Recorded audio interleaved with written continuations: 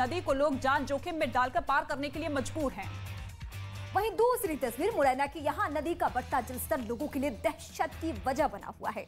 तो वहीं आगर मालवा में तो एक ट्रक ड्राइवर की लापरवाही ने उसकी और क्लीनर की जान को भी जोखिम में डाल दिया। उधर वायुसेना भी लोगों के लिए राहत और बचाव काम में लगातार जुटी हुई है। विदिशा में वायुसेना ने रेस्क्यू करके कई ग्रामीणों को सुरक्षित जगहों पर पहुंचाया।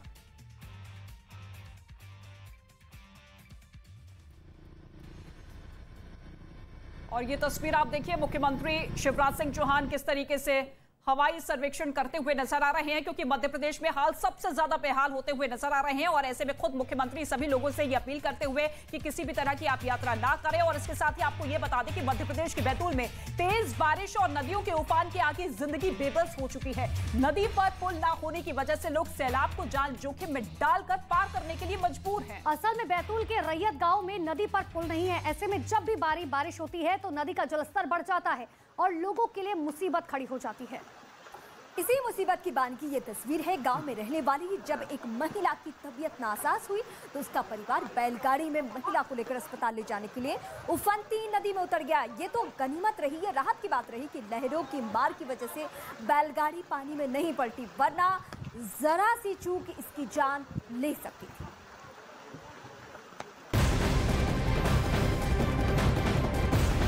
तो अलग अलग जगहों की तस्वीरें लगातार आपको दिखा रहे हैं। अगली तस्वीर भी मध्य प्रदेश की है। यहाँ पर आगर मालवा में एक ट्रक ड्राइवर और क्लीनर की जान बाल बाल उस वक्त बची जब पुल पर बहती नदी की लहरों से ट्रक का सामना हुआ। प्रशासन लोगों को पहले ही उफनती नदियों से दूर रहने की हिदायत दे चुका है। इसके बावजूद पुलिया पर बहते सैलाब को ट्रक ड्राइवर ने पार करने की कोशिश की, जिसके सामने भारी भरकम ट्रक टिक नहीं पाया और सीधा पलट गया। उसकी तस्वीर आपके सामने। लेकिन गनीमत ये रही कि जिस वक्त ये हादसा हुआ आसपास, और फिलहाल ये सीधी तस्वीर आप देखिए किस तरीके से अब जमीनी तौर पर उतरकर मुख्यमंत्री शिवराज सिंह चौहान हालात का जायजा लेते हुए नजर आ रहे हैं। क्योंकि मध्य प्रदेश में पिछले कई दिनों से बारिश जो है कहर बनकर टूट रही है। कई रास्ते बंद हो चुके हैं, डैम ओवरफ्लो हो रहे हैं, हजारों की तादाद में लोग हैं जो कि बेघर हो चुके हैं। और ऐसे में उन लोगों की मदद करने के लिए सीधा मुख्यमंत्री शिवराज सिंह चौहान उनके बीच पहुंच रहे हैं। खाने पीने के पैकेट्स भी पहुंचाने की कोशिश की जा रही है। इसके साथ ही सेना भी पूरी कोशिश कर रही है कि जो लोग भी फंसे हुए हैं उफनती नदी नालों के बीच में या फिर उनके आशियाने जो कि तेज बहाव में बहते हुए नजर आ रहे हैं, उन्हें जल्द से जल्द सुरक्षित स्थानों पर पहुंचा दिया जाए। लेकिन जल प्रहार जो कि सबसे ज्यादा इसकी मार जो है मध्य प्रदेश, राजस्थान और हिमाचल में पड़ती हुई नजर आ रही है। और फिलहाल मध्य प्रदेश के विदिशा की यह तस्वीर हम आपको दिखा रहे हैं। पहले हवाई सर्वेक्षण किया मुख्यमंत्री शिवराज सिंह चौहान की तरफ से, और अब देखिए बोट में सवार होकर अब सीधे लोगों के बीच जाते हुए मौजूदा स्थिति का जायजा लेते हुए, क्योंकि चारों तरफ जहां तक आपकी नजर आ जाएगी वहां तक पानी ही पानी आपको नजर आएगा। ये तस्वीरें इस वक्त बेहद खास इसलिए है क्योंकि ये मुख्यमंत्री शिवराज सिंह चौहान का दौरा उन लोगों के बीच में, उन अपनों के बीच में जिनकी बदौलत उनकी सरकार है, तो उन लोगों की परेशानी जाकर खुद समझ रहे हैं। और ये पहली दफा नहीं है, बल्कि कल भी ऐसी ही तस्वीर सामने आई थी जब मुख्यमंत्री लोगों के बीच में थे, परेशानियों को समझा। एसडीआरएफ से लेकर एनडीआरएफ की टीमें बहुत अलर्ट है। और झीलों का शहर भोपाल, जहां पे लोग सैलानी पहुंचते हैं उन झीलों को देखने के लिए, वो खतरे के निशान से इस वक्त ऊपर है।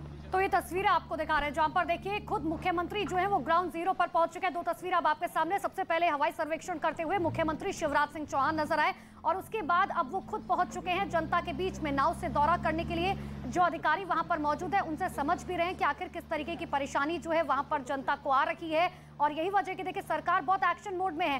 कल भी शिवराज सिंह चौहान ने तमाम अधिकारियों से रिपोर्ट तलब की थी कि आखिर कहां पर जो है राहत पैकेज लोगों तक पहुंचाए जा रहे हैं, कहां पर लोगों को दिक्कत हो रही है। खुद मैप के जरिए वो समझने की कोशिश कर रहे हैं और आज वो खुद ग्राउंड जीरो पर पहुंच चुके हैं। तस्वीरें आपके सामने देखिए, दो तस्वीरें एक बार फिर से, एक तरफ हवाई सर्वेक्षण की, दूसरी तरफ आपको तस्वीरें दिखा रहे हैं मुख्यमंत्री शिवराज सिंह चौहान नाव से दौरा करते हुए अधिकारियों से समझ रहे हैं। साथ ही वहां पर जो लोग फंसे हुए हैं, क्योंकि इंडियन आर्मी खुद जो है वो ग्राउंड जीरो पर मौजूद है, लोगों की मदद की जा रही है। ऐसे में मुख्यमंत्री का यहां पर होना कई बातों को साफ करता हुआ जनता के बीच में पहुंचे हुए हैं फिलहाल मुख्यमंत्री शिवराज सिंह चौहान। और इसी तरीके से आसमानी आफत जो है लोगों की जिंदगी पर भारी पड़ती हुई नजर आ रही है, क्योंकि पिछले कई दिनों से जो बारिश हो रही थी बीच में थमी थी, रुकी थी और लग रहा था कि हालात नॉर्मलाइज हो जाएंगे, लेकिन इसके बावजूद एक बार फिर से प्रचंड रूप धारण करता हुआ वहां का मौसम। और ऐसे में मध्य प्रदेश के कई जिले हैं जहां पर पानी इतना ज्यादा भर चुका है कि कई गांव जो है आधे से ज्यादा डूब चुके हैं या फिर टापू में तब्दील हो चुके हैं। ऐसे में मुख्यमंत्री शिवराज सिंह चौहान अपनी जनता के बीच में जाते हुए दिखाई दे रहे हैं।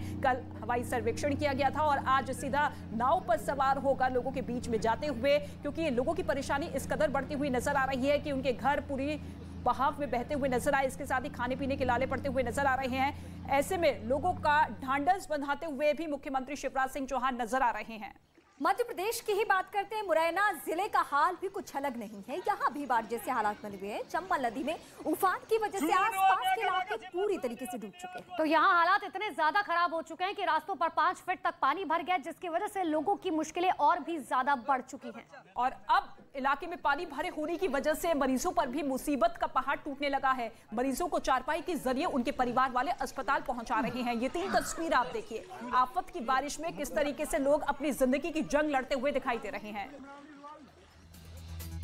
और अब आपको 6 राज्यों की 8 तस्वीरें दिखाते हैं, जिसे देखकर आप ये समझ पाएंगे कि आधे हिंदुस्तान में बादलों ने कैसे अगस्त क्रांति मचाई हुई है। दरअसल उत्तराखंड की बात करें तो उत्तराखंड के टिहरी में बादल फटने की घटना सामने है, जिसके बाद टिहरी में कैसे हालात बने हुए वो आपके सामने है। बागेश्वर में भारी बारिश के बाद जमीन खिसकने की घटना, तो वहीं हिमाचल प्रदेश में मुख्यमंत्री जयराम ठाकुर ने भारी बारिश के बाद मंडी का दौरा किया और वहां राहत बचाव के काम का जायजा लिया।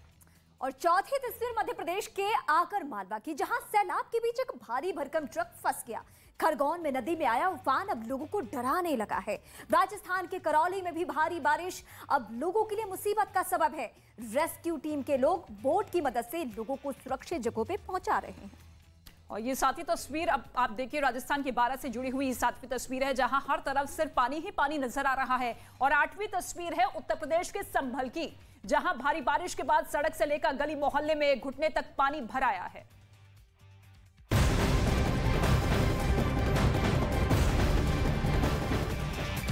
देश के कई हिस्सों में भारी बारिश की वजह से बाढ़ जैसे हालात बन चुके हैं। हालात का इस कदर बिगड़ना लोगों के लिए परेशानी का सबब है। लोगों को अपना घर तक छोड़ना पड़ रहा है। ये नौबत है इस वक्त। यही नहीं, भारी बारिश की वजह से जगह जगह बादल फटने से लोगों की जान और मुसीबत आफत में पड़ती हुई नजर आ रही है। तो उत्तराखंड के टिहरी से बड़ी खबर आपको बता रहे हैं, जहां पर बादल फटने की बड़ी खबर सामने है, जिसकी वजह से नैलचामी नदी विकराल रूप धारण कर चुकी है। जब बादल फटा तो एक साथ बादलों से बेहिसाब पानी निकलने लगा और इस बात का अंदाजा पानी के तेज बहाव से लगाया जा सकता है। गांव में पानी घुसने से कई घरों पर भी खतरा मंडरा रहा है। तो वहीं सैलाब में एक शिवालय भी डूब गया। शिवालय के आसपास सैलाब बहता दिखा, जो तस्वीरें इस वक्त आपके सामने हैं। और अब बात उत्तराखंड की। उत्तराखंड में बारिश के बाद तबाही मची हुई है। कहीं बादल फटने की घटनाएं हो रही है, तो कहीं भारी बारिश के बाद जमीन खिसकने से भारी नुकसान हो रहा है। सड़कों पर मलबा आने से रास्ते बंद हो चुके हैं। जमीन खिसकने से पेड़ों को भी भारी नुकसान पहुंचा है। अगस्त के महीने में इतनी तबाही लोगों को हैरान कर रही है, क्योंकि आसमान से आफत बरस रही है और इस आफत के बीच पहाड़ों का चट्टानी हौसला भी जवाब दे रहा है। पहाड़ी इलाकों में लगातार जमीन खिसकने की घटनाएं सामने आ रही है। टिहरी में बादल फटने से तबाही।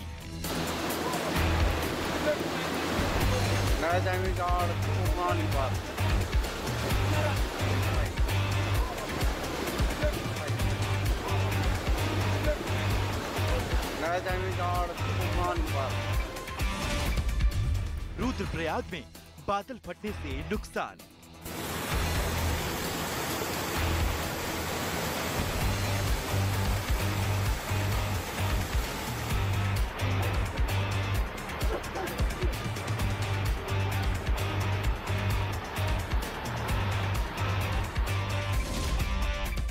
बागेश्वर में प्रकृति का कहर।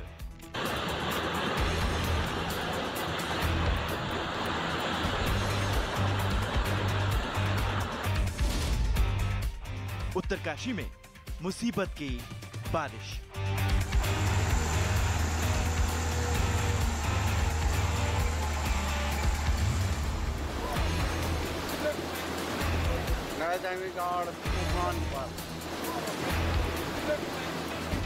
पहाड़ों पर लगातार हो रही बारिश के बाद कई इलाकों में भारी तबाही मची हुई है। उत्तराखंड के टिहरी में बादल फटने से तबाही मची हुई है। तबाही की ये तस्वीरें घनसाली के नैलचामी की हैं। बादल फटने के बाद नैलचामी नदी ने विकराल रूप ले लिया।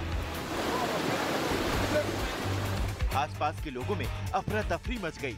अचानक पानी आने के बाद नैलचामी नदी का जलस्तर काफी बढ़ गया। सैलाब ने आसपास के खेतों को भी अपनी जद में ले लिया। फसल पूरी तरह बर्बाद हो गई। पीने के पानी की पाइपलाइन तक टूट गई, कई सड़कें टूट गई। पानी के तेज बहाव में कई पुलिया बह जाने की भी खबर है। बादल फटने की खबर फैलने के बाद से राहत आपदा टीम मौके पर पहुंच गई। चिरबटिया के पास बादल फटने से रुद्रप्रयाग और टिहरी जिले के सीमावर्ती इलाके में भी भारी नुकसान हुआ। लस्से और भरदार पट्टी में भारी तबाही मची है। सैलाब से कई मकानों को नुकसान पहुंचा है। आसपास के कई गांव में पानी घुसने से कई परिवारों के लिए खतरा बन गया। मुखैद गांव में भी शिवालया डूब गया। कई मकानों में दरारें आ गई। किसानों की सैकड़ों हेक्टेयर भूमि बाढ़ ने तबाह कर दी।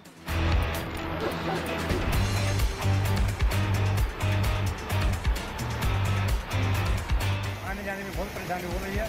लोग जो है उनको कहीं इधर उधर जाने के लिए रास्ता ही नहीं मिल रहा है और उनको जो है कहीं खतरा है।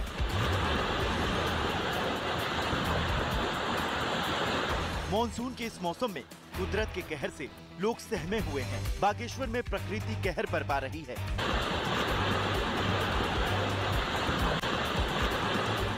जमीन खिसकने से जगह जगह तबाही का मंजर है। पहाड़ का एक बड़ा हिस्सा टूटने से भारी नुकसान हुआ है।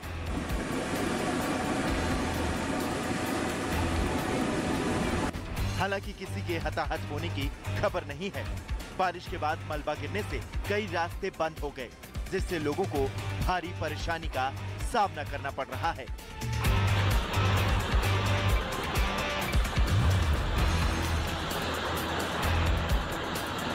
गांव हमारा खतरे में है। यहाँ कोई आवाज उठाने को नहीं। आईडीएम साहब तक पहुँचे हुए, आईडीएम साहब आए नहीं। उत्तराखंड में जहां एक तरफ भारी बारिश लोगों के लिए मुसीबत का सबब बनी है, दूसरी तरफ जमीन खिसकने की घटनाओं ने लोगों की परेशानियों को और बड़ा कर दिया है। उत्तरकाशी में जमीन खिसकने से गंगोत्री हाईवे और यमुनोत्री मार्ग धरासू के पास बंद हो गया, जिससे सड़क के दोनों ओर लंबा जाम लग गया।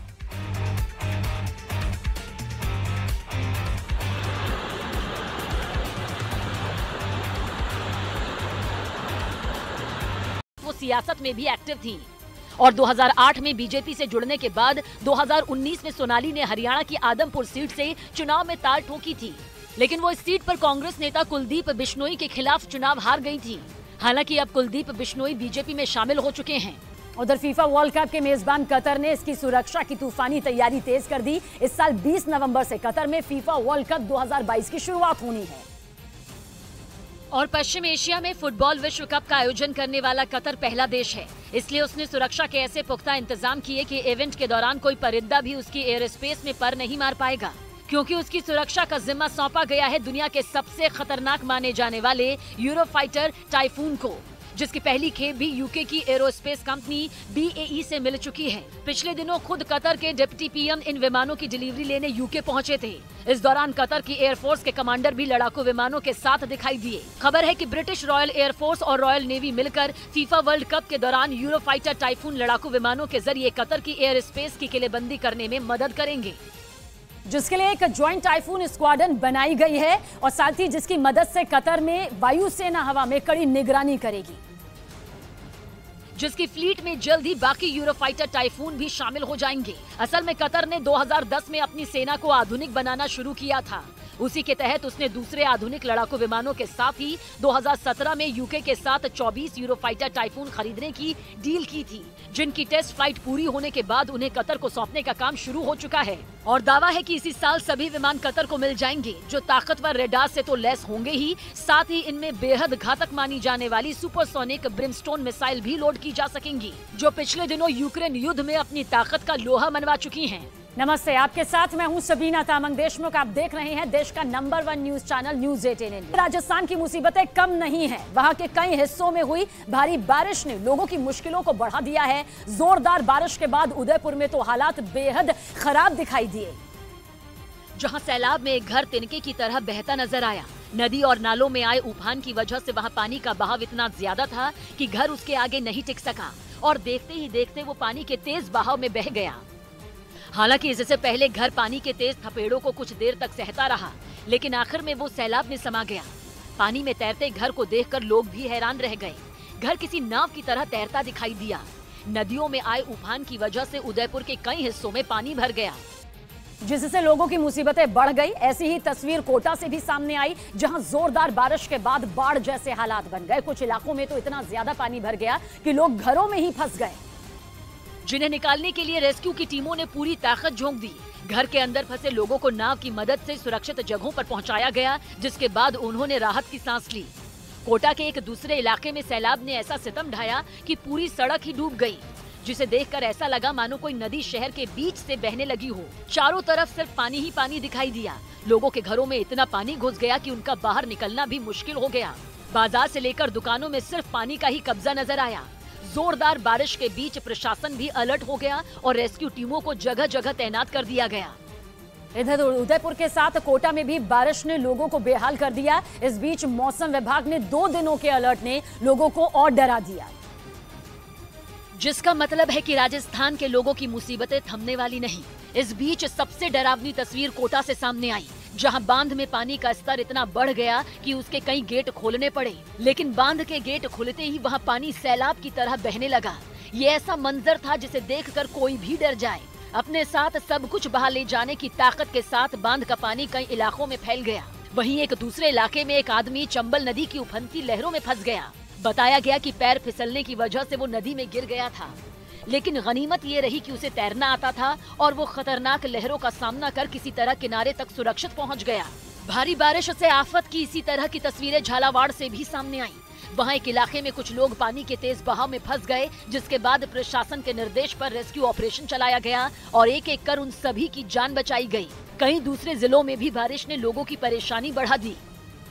उधर मध्य प्रदेश के कई इलाकों में बाढ़ ने ऐसी तबाही मचाई कि वहां के लोगों के लिए इन हालात में अपनी जिंदगी का हर पल काटना मुश्किल हो गया। राज्य में सबसे बुरा हाल विदिशा का हुआ, जहां आसमान से इतना पानी बरसा कि कई इलाके पानी में समा गए। इन हालात में जो जहां था वहीं फंस गया। ऐसे में बाढ़ में फंसे लोगों को सुरक्षित जगहों तक पहुंचाने की जिम्मेदारी होमगार्ड के जवानों ने ली। सामने आई एक तस्वीर में होमगार्ड के कुछ जवान एक मकान में फंसे लोगों को बाहर निकालते दिखे। इसके लिए एक जवान मकान के बाहर लगी टेंट पर चढ़ा और फिर एक एक कर लोगों को नाव में बिठाया। इस वक्त एक बड़ी खबर आपको बता दें, उत्तराखंड में एक तरफ भारी बारिश लोगों के लिए मुसीबत का सबब बनी हुई है, तो वहीं दूसरी तरफ जमीन खिसकने की घटनाओं के लगातार मामले बढ़ रहे हैं। उत्तरकाशी में जमीन खिसकने से गंगोत्री हाईवे बंद हो चुका है। इतना ही नहीं, यमुनोत्री हाईवे भी धरासू के पास बंद हो गया है, जिसकी वजह से घंटों लोग परेशान हैं। और गंगोत्री हाईवे पर हेल गुगाड़ के पास जमीन खिसकने की घटना पेश आई है, जिसके बाद ये रास्ता बंद हो चुका है। रास्ते में फंसे यात्रियों के लिए बॉर्डर रोड ऑर्गेनाइजेशन रास्ता खोलने में जुटा हुआ है। तो उत्तरकाशी में जमीन खिसकने की घटना सामने आई है, जिसकी वजह से ये पूरा का पूरा जो रास्ता है, मार्ग है, वो बंद हो चुका है। लेकिन अभी फिलहाल मलबा हटाने का काम लगातार जारी है। बड़ी बड़ी मशीन्स के जरिए आप देखिए किस तरीके से मलबा हटाने का काम इस वक्त युद्ध स्तर पर जारी है, कि वो इन हालात में खुद को बचाएं या फिर घर में मौजूद सामान को। लेकिन इन हालात से जूझना उनके लिए मजबूरी बन गई। परेशानी तो घर से बाहर निकलने पर भी कम नहीं दिखी।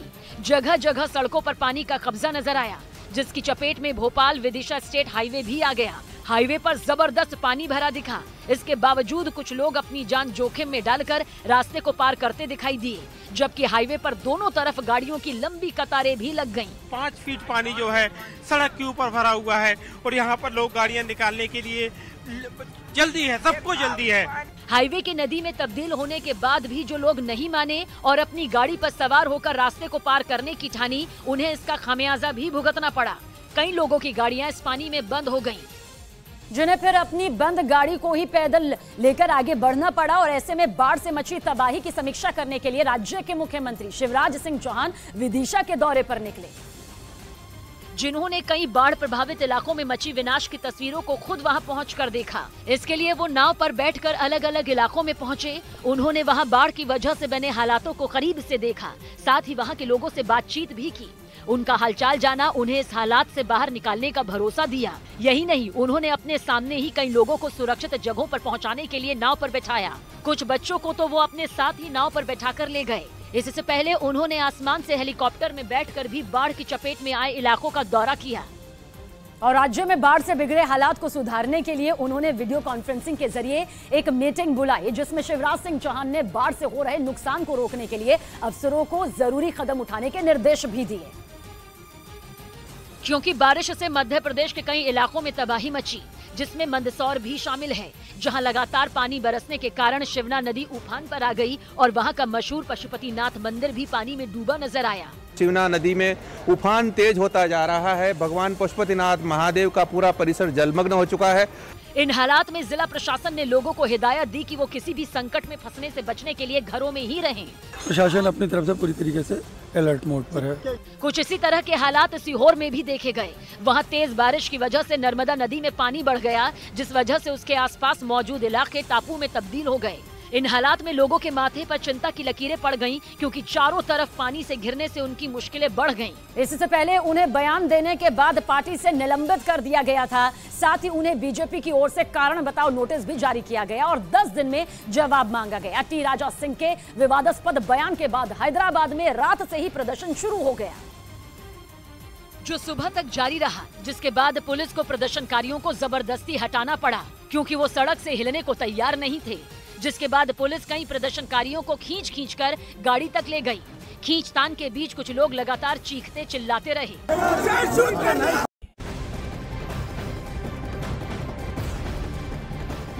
जम्मू कश्मीर के नौशेरा से बड़ी खबर सामने आ रही है। भारतीय सेना ने घुसपैठ की कोशिश को नाकाम किया है।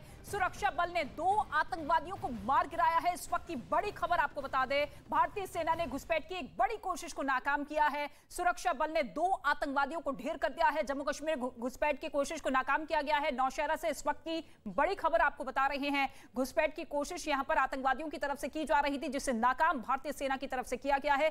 जानकारी मिल रही है कि 2 आतंकवादी ढेर किए गए हैं और इसका वीडियो भी सामने आया है।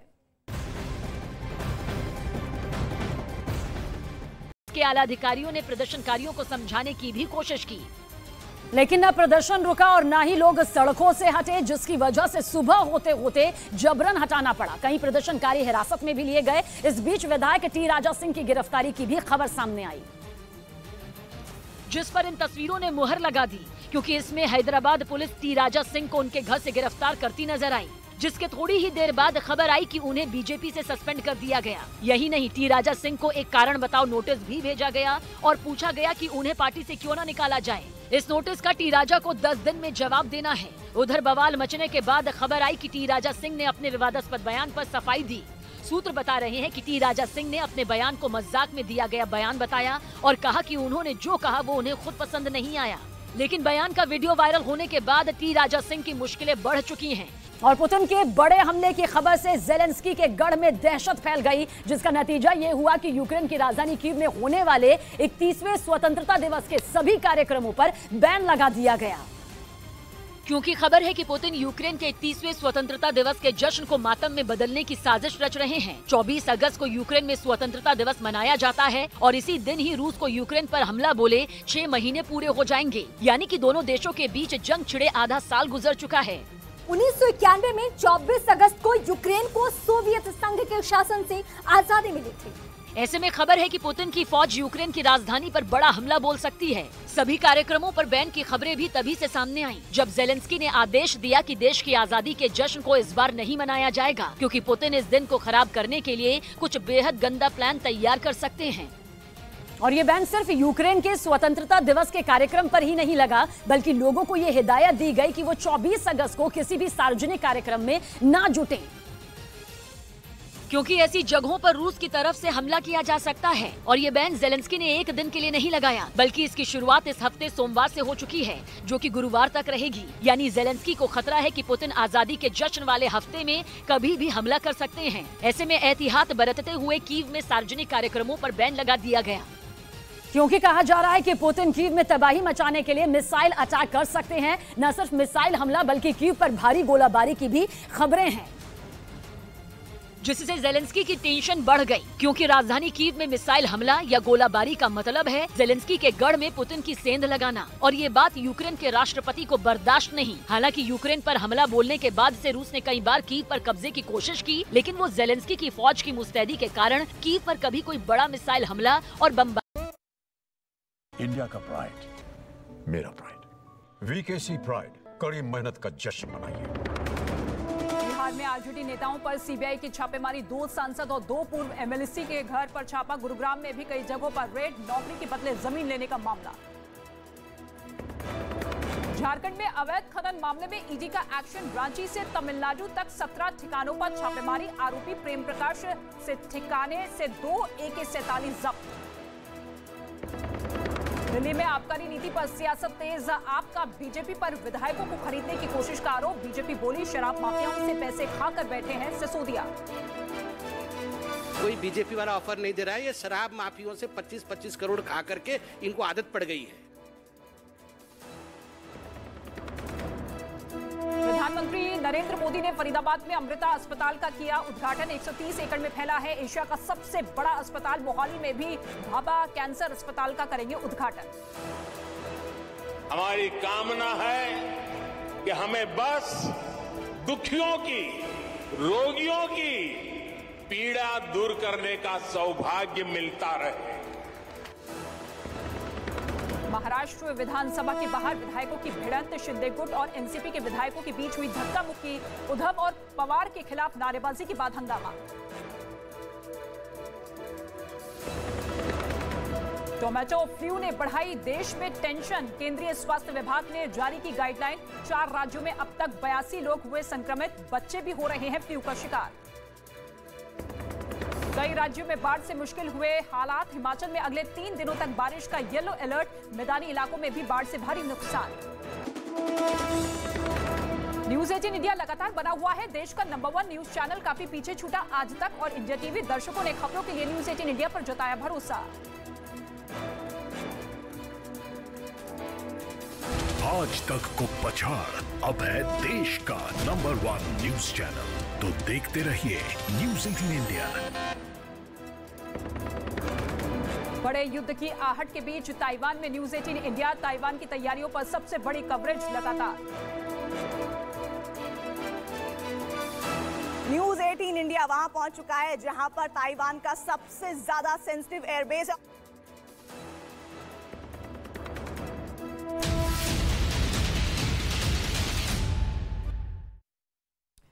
नमस्कार, स्वागत है आप सभी का। आप देख रहे हैं देश का number 1 news channel news 18 India और मैं हूं आपके साथ कृतिका सिंह। अब आपको दिखाते हैं देश और दुनिया की 20 बड़ी खबरें।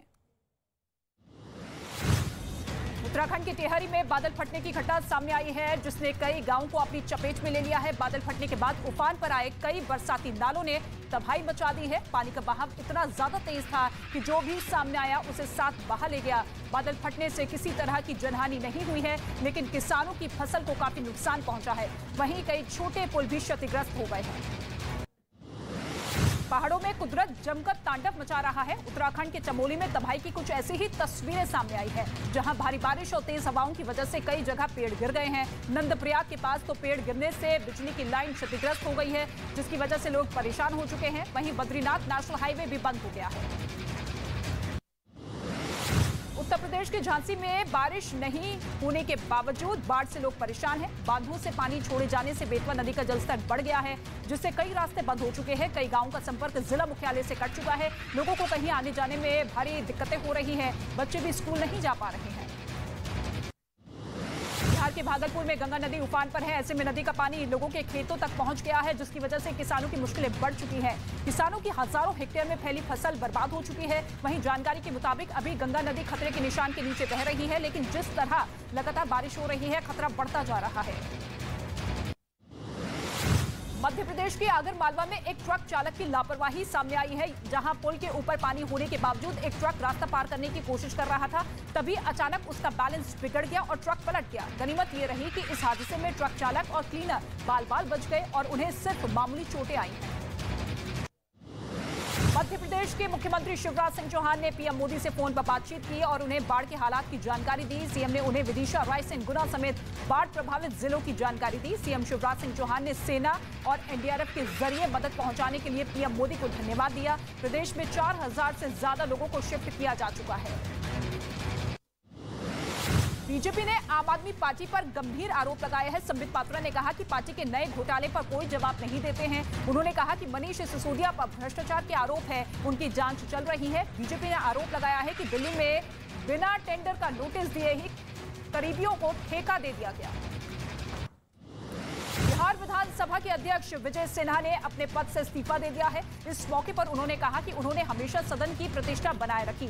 साथ ही उन्होंने साफ किया है कि उनके ऊपर कोई मुकदमा दर्ज नहीं है। बिहार विधानसभा में फिलहाल नीतीश सरकार के अविश्वास प्रस्ताव पर चर्चा की जा रही है। बिहार में आज कई जगहों पर सीबीआई ने छापा मारा है। पटना में आरजेडी के एमएलसी सुनील सिंह के आवास पर कार्रवाई की गई। उनके अलावा आरजेडी के राज्यसभा सांसद फयाज अहमद के ठिकानों पर और राज्यसभा सांसद अशफाक करीब के आवास पर भी छापा मारा गया। इस दौरान भारी संख्या में केंद्रीय बलों की तैनाती की गई। जमीन के बदले नौकरी के मामले में यह छापेमार कार्रवाई की जा रही है। बिहार के भागलपुर में पूर्व डिप्टी मेयर राजेश वर्मा के घर और दूसरे ठिकानों पर इनकम टैक्स ने छापा मारा। ये कार्रवाई टैक्स की चोरी के आरोप में की गई है। इस दौरान भारी संख्या में पुलिस बल की तैनाती की गई। सूत्रों का दावा यह है कि कई और लोग ऐसे हैं जिनके ठिकानों पर छापेमारी की कार्रवाई की बात कही जा रही है। लखनऊ में खत्री फ्लेवर्स के ठिकानों पर इनकम टैक्स का छापा मारा गया है। इनकम टैक्स की टीम नादान महल इलाके में पहुंची और छापेमारी की गई, जहां से मिली उनके कारोबार और बैंकिंग लेन देन की जानकारी की जांच की जा रही है। पुलिस के मुताबिक खत्री फ्लेवर्स पान मसाला बनाने वाली कंपनियों के यहां फ्लेवर्स सप्लाई करता था। अवैध खनन केस में ईडी की छापेमार कार्रवाई जारी है। ईडी की टीम बिहार, झारखंड, तमिलनाडु और दिल्ली एनसीआर में 17 जगहों पर कार्रवाई कर रही है। झारखंड के मुख्यमंत्री हेमंत सोरेन के विधायक प्रतिनिधि पंकज मिश्रा और दूसरे आरोपियों से पूछताछ के आधार पर छापेमारी की जा रही है। पंकज मिश्रा को पहले ही गिरफ्तार किया जा चुका है। झारखंड की राजधानी रांची में ईडी की छापेमारी में 2 AK-47 राइफल जब्त की गई है। आज अवैध खनन से जुड़े मामले में ईडी ने प्रेम प्रकाश के ठिकानों पर छापा मारा, जहां से जांच एजेंसी ने 2 AK-47 राइफल, मैगजीन और गोलियां जब्त की है। इसके अलावा अधिकारी यहां से बरामद दस्तावेजों की जांच कर रहे हैं। बिहार के सीतामढ़ी में एक वीडियो जमकर वायरल हो रहा है, जिसमें एक लड़का फिल्मी स्टाइल में पिस्टल लहराता हुआ नजर आ रहा है। वीडियो सामने आने के बाद इलाके में सनसनी फैल गई। वहीं मामला संज्ञान में लेते ही पुलिस हरकत में आई और वीडियो के आधार पर लड़के को गिरफ्तार कर पूछताछ की जा रही है। हालांकि पुलिस को लड़के के पास कोई हथियार बरामद नहीं हुआ। बिहार के पूर्णिया में पुलिस ने एक कार से देसी कट्टा और कारतूस जब्त किए हैं। हालांकि इस दौरान 4 अपराधी भागने में सफल रहे। दरअसल पुलिस पेट्रोलिंग कर रही थी और ऐसे में जैसे ही वो पेट्रोल पंप पर पहुंची, एक गाड़ी पुलिस को देखकर भागने लगी। जब पुलिस ने उसका पीछा किया तो गाड़ी में सवार 4 लोग गाड़ी छोड़कर भाग गए, जिसके बाद गाड़ी की जांच की गई। दिल्ली की तिहाड़ जेल में आपसी झगड़े में एक कैदी की मौत हो गई है। जानकारी के मुताबिक सेंट्रल जेल नंबर 5 की बैरक नंबर 2 में कैदियों के बीच किसी बात को लेकर झगड़ा हुआ। दोनों ने एक दूसरे को मुक्के मारे और एक कैदी अचानक गिर गया। ऐसे में जेल में चीख पुकार मच गई, जिसके बाद उसे अस्पताल में लाया गया, जहां उसकी मौत हो गई। देश में टोमेटो फ्लू ने सरकार की टेंशन बढ़ा दी है। केंद्रीय स्वास्थ्य मंत्रालय इस संबंध में गाइडलाइन जारी कर चुका है। कर्नाटक, केरल, तमिलनाडु और ओडिशा में 82 मरीज संक्रमित मिले हैं। मरीज के शरीर पर लाल रंग के छाले पड़ जाते हैं। इससे शरीर में अकड़न, जोड़ों में दर्द, उल्टी, बुखार और त्वचा में जलन होती है। उत्तर प्रदेश के मुख्यमंत्री योगी आदित्यनाथ ने पुलिस विभाग को बड़ा तोहफा दिया है। मुख्यमंत्री ने आज पुलिस विभाग की 190 आवासीय इमारतों का उद्घाटन किया है। सीएम योगी आदित्यनाथ ने इन इमारतों का ऑनलाइन उद्घाटन किया। इनमें अलीगढ़ जिले के महुआ खेड़ा थाने, गगरी थाने के हॉस्टल और पुलिस लाइन का बैरक शामिल है। इस मौके पर सीएम ने प्रदेश की कानून व्यवस्था की तारीफ की। प्रधानमंत्री नरेंद्र मोदी ने फरीदाबाद में अमृता अस्पताल का उद्घाटन किया। इस दौरान माता अमृता ने पीएम मोदी का अभिवादन किया। प्रधानमंत्री मोदी ने कहा कि देश को अमृतकाल में अमृता हॉस्पिटल मिला है। 130 एकड़ में बने इस अस्पताल में कुल 2600 बेड की सुविधा होगी। इस अस्पताल को बनाने में करीब 6000 करोड़ रुपए की लागत आई है। चीन लगातार युद्ध अभ्यास कर ताइवान को चेतावनी दे रहा है, तो वहीं ताइवान भी लगातार अपनी तैयारियों में जुटा हुआ है। चीन से मुकाबले करने के लिए ताइवान की वायुसेना ने अभ्यास किया है। इस दौरान फाइटर जेट्स की लैंडिंग का वीडियो भी सामने आया है। वहीं ताइवान के राष्ट्रपति ने कड़ी चेतावनी देते हुए कहा कि ताइवान पर हमला करने वालों को भारी कीमत चुकानी पड़ेगी।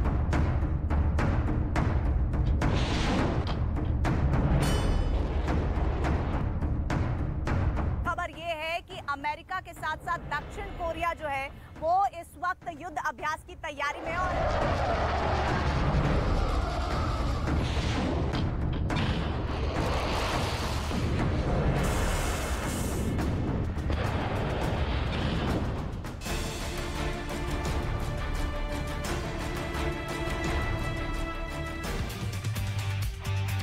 चीन को जवाब देने के लिए ताइवान एक्शन मोड में आ चुका है। ताइवान की सीमा में उसके फाइटर ड्रिल कर रहे हैं। ईस्ट चाइना सी के करीब ताइवान अपने मिलिट्री ड्रिल में फाइटर ड्रिल का इस्तेमाल कर रहा है। अब तक सिर्फ अगर बात करें तो देखिए चीन युद्ध अभ्यास के नाम पर ताइवान को डरा रहा था, लेकिन अब ताइवान ने चीन को करारा जवाब देने की तैयारी कर ली है। ताइवान भी अब पूरी तरीके से एक्शन मोड में नजर आ गया है।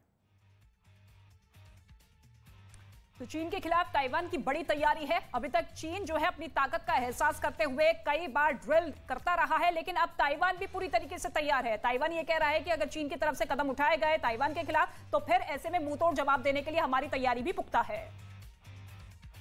न्यूज 18 इंडिया वहां पहुंच चुका है जहां पर ताइवान का सबसे ज्यादा सेंसिटिव एयरबेस है। और मेरे पीछे देखिए, इस वक्त देखिए टेक ऑफ और लैंडिंग के साथ साथ इस वक्त लैंडिंग की तस्वीरें ये इस वक्त आप देख रहे हैं कैमरे में। दरअसल ये जो तस्वीरें इस वक्त आपके सामने है वो पूर्वी चीन सागर के फिलीपीन के सागर के करीब का इलाका है, जहां पर ये इस वक्त पूरी तैयारी ताइवान की होती हुई नजर आ रही है।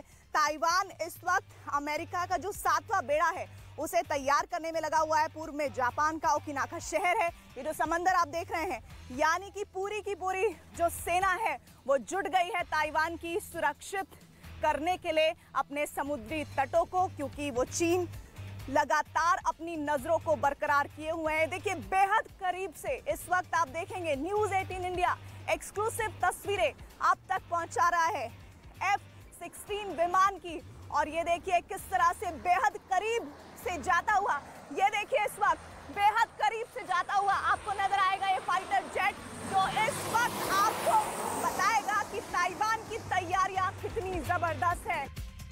तो रूस और यूक्रेन के बीच चल रही जंग ने एक बार फिर ये साबित कर दिया है कि दुश्मन को कमजोर समझने की भूल हरगिज नहीं करनी चाहिए। ताइवान को लेकर भी ऐसा ही समझा जा सकता है। दरअसल देखिए चीन के मुकाबले ताइवान छोटा देश है। ताइवान चीन के आगे कहीं नहीं ठहरता, लेकिन उसके पास भी अपनी हिफाजत की एक ऐसी दीवार है जिसे भेद पाना चीन के लिए आसान साबित नहीं होने वाला। और इतना ही नहीं, जिस तरह से ताइवान चीन के खिलाफ तैयारियों में जुटा है वो अपने आप में साबित करती है कि ताइवान किसी भी मुकाबले के लिए तैयार है। ऐसे में ताइवान ने चीन को बड़े अंजाम के लिए तैयार रहने को कहा है।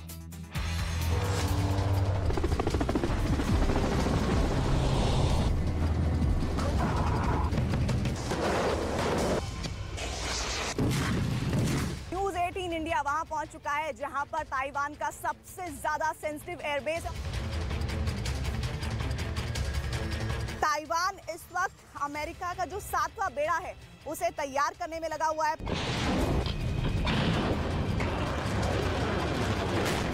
जो सेना है वो जुट गई है ताइवान की सुरक्षित करने के लिए अपने समुद्री तटों को।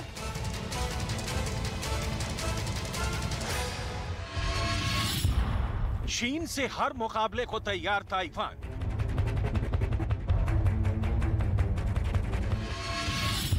चीन को हर जवाब देगा ताइवान। जल, थल, वायु में ताइवान की तैयारी।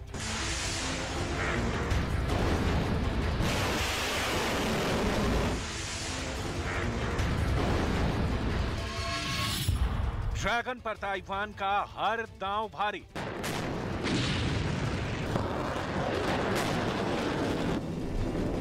आखिर क्यों चीन ताइवान जैसे छोटे से देश पर हमला नहीं कर रहा है?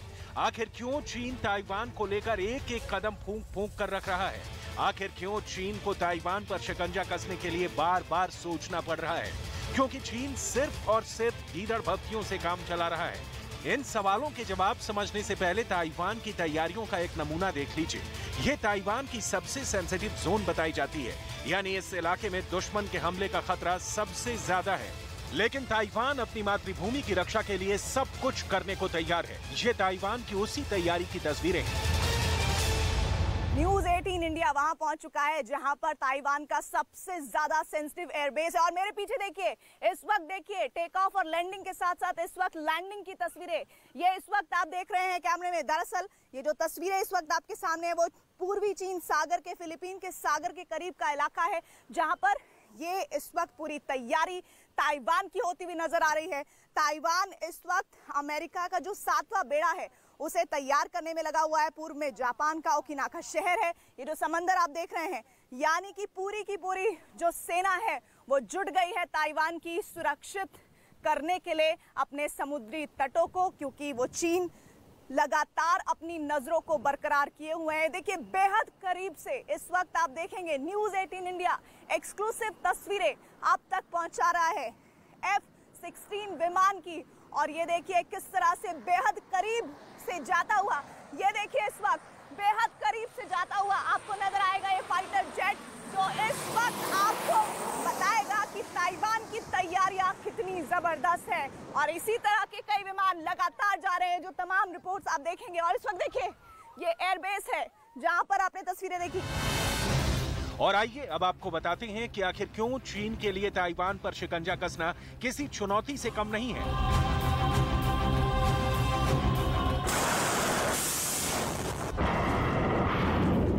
ऐसा माना जा रहा है कि चीन अगर ताइवान पर हमला करता है तो सबसे पहले उस द्वीप को निशाना बनाया जाएगा जिस पर 3 बार हमला करने के बावजूद चीन उसे कभी जीत नहीं सका है।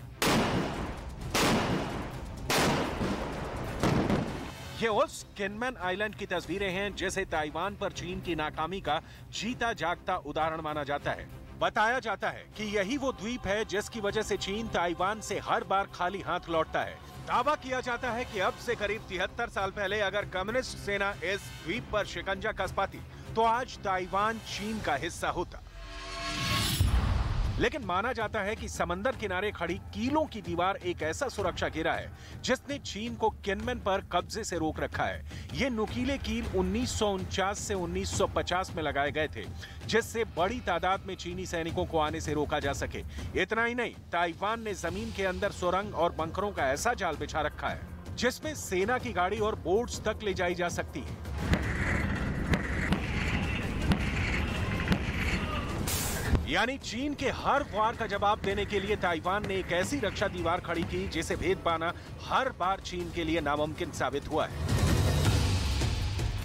तो चीन की टेंशन न सिर्फ ताइवान से है बल्कि अमेरिका से भी बड़ी चुनौती है, क्योंकि अमेरिका से जल्द ही ताइवान को नए वेपन सिस्टम मिलने वाले हैं जो जंग की सूरत को बदल सकते हैं। इतना ही नहीं, ताइवान ने पिछले कुछ महीनों में खुद भी हथियार तैयार कर लिए हैं ताकि उसका हाल यूक्रेन की तरह ना हो और चीन ताइवान पर हमला करने से पहले 10 बार सोचे। क्योंकि अगर ताइवान ने जवाब दिया और चीन उसका मुकाबला शुरुआत में नहीं कर पाया तो जिनपिंग के हमलावर वाले ख्वाब पहली स्ट्राइक की नाकामी के साथ चकनाचूर हो जाएंगे।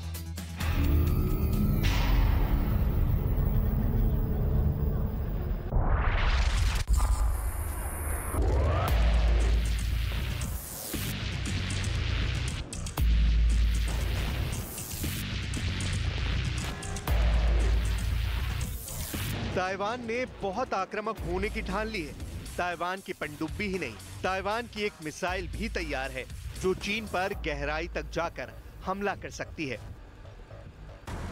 ताइवान की नई मिसाइल कितनी खतरनाक है, ताइवान की मिसाइल कितनी दमदार है, कितनी जोरदार है, इस मिसाइल का कयामत वाला धमाका कैसे जिनपिंग के होश उड़ा सकता है, कैसे उनका दबदबा एक झटके में खत्म कर सकता है, ताइवान की नई मिसाइल चीन को कैसे डरा सकती है, सब दिखाएंगे।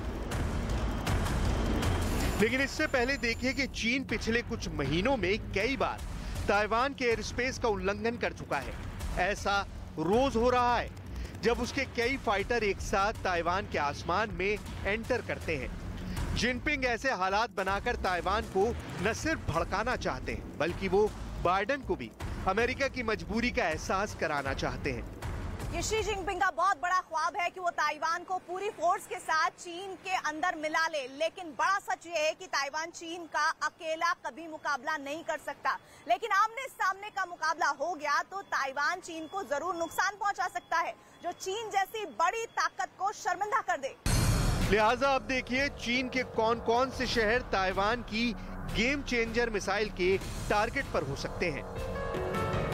ये बीजिंग है, चीन की राजधानी, चीन की आन बान शान, और यहाँ का सुकून ताइवान की नई मिसाइल एक बटन दबाए जाने के बाद खत्म कर सकती है। सवाल है कि क्या इस शहर को टारगेट बनाकर ताइवान चीन को सबसे बड़ी टक्कर देगा? ये शंघाई शहर है, चीन की आर्थिक कैपिटल और एशिया के साथ पूरी दुनिया में अर्थव्यवस्था को नई दिशा देने वाला महानगर। इस शहर पर जिनपिंग को सबसे ज्यादा नाज है। क्या ये शहर भी ताइवान की रेंज में है? अगर ताइवान की नई मिसाइल इन शहरों पर पड़ी तो तबाही कितनी ज्यादा होगी? इसे समझने से पहले आप ताइवान की नई मिसाइल की डिटेल जान लीजिए।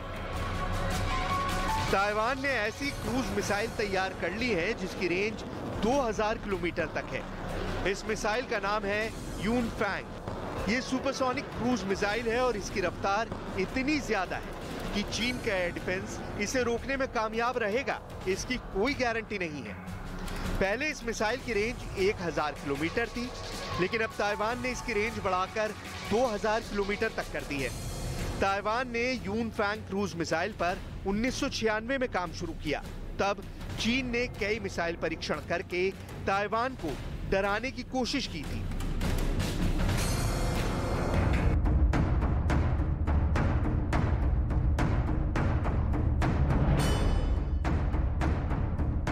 विधायकों की संख्या नहीं, लेकिन